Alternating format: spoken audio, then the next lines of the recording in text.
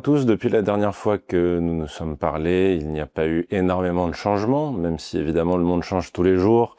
Le premier point, c'est évidemment sur le conflit au Moyen-Orient qui dure maintenant depuis plusieurs mois. Difficile de voir un vrai changement puisqu'on a des informations contradictoires qui nous arrivent d'un peu partout, que ce soit au niveau du pouvoir iranien ou du côté de Donald Trump. Donc le marché a un peu décidé de faire abstraction de ce conflit.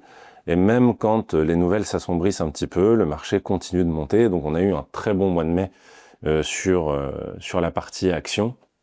Donc il faudra vraiment de nouveaux éléments pour que le marché bouge à nouveau là-dessus, que ce soit une reprise des frappes ou au contraire, ce qui serait une bien meilleure nouvelle, un accord signé entre les différentes parties ou au moins une pause. Là, à chaque fois qu'on a un cessez-le-feu ou un semblant d'accalmie, le conflit reprend soit par les mots, soit par les actes. Donc, c'est difficile de savoir dans quelle position se placer face à ces nouvelles un petit peu erratiques. Le deuxième point est beaucoup plus clair.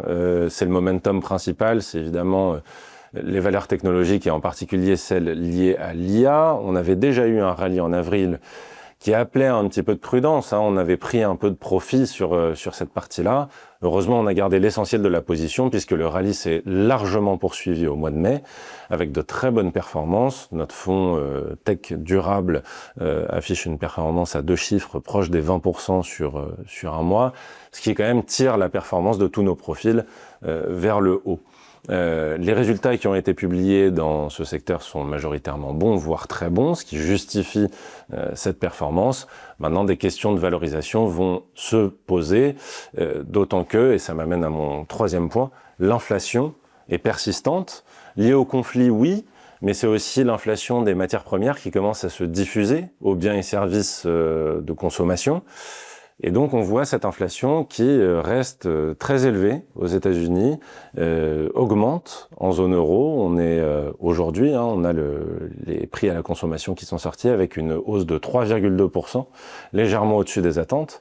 Et donc, le marché, les traders, price aujourd'hui une hausse de 25 points de base de la part de la Banque Centrale Européenne lors de la prochaine réunion à 100% de probabilité. Alors il faudra faire attention à cet événement parce que même s'il est, j'allais dire, anticipé par le marché, cela peut avoir un impact non pas sur l'inflation mais sur la croissance qui est déjà fragile en zone euro et qui pose question.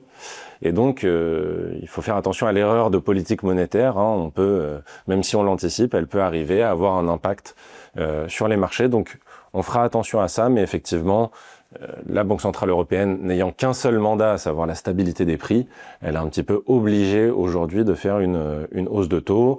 Ce qu'on anticipe chez Sycomore, c'est une petite hausse, donc de 25 points de base, puis une pause, au moins sur tout l'été, voire même en septembre, le temps de voir l'effet que cette hausse de taux a sur l'économie réelle. Évidemment, on se reparlera plus tôt que ça, mais la prochaine fois qu'on se reparlera, la BCE aura pris sa décision. Pour la suite, dans les profils, nous continuerons de faire preuve d'un petit peu plus de prudence. Les performances sont très bonnes. On est à plus de 4% sur le profil prudent. Nous sommes à 7,5% sur le profil équilibré et à quasiment 11% depuis le début de l'année sur le profil dynamique. Nous allons profiter de cette performance et donc prendre un peu de gains pour pouvoir faire face à des phases de marché peut-être un petit peu plus difficiles. D'ici là, je vous reparle dans un mois et je vous dis à très bientôt. Merci à tous.